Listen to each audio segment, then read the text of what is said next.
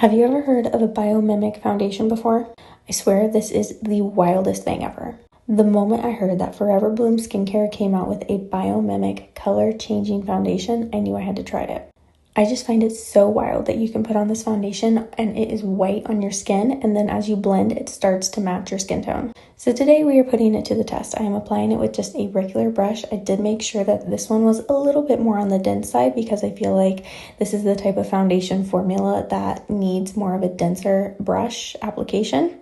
And I am just completely shocked that as I am blending it into my skin, it is literally matching my skin tone. One of the things I'm also really loving about this foundation is how pretty it looks on my skin. It's giving the perfect amount of glow without being too dewy. Oh my gosh, I am so impressed with this skin tone match. So I had to pop on here and show you what the rest of my makeup looked like. Can you see how pretty that base is? The rest of my products blended flawlessly on top. I think we have a winner here. This foundation is currently going into favorite.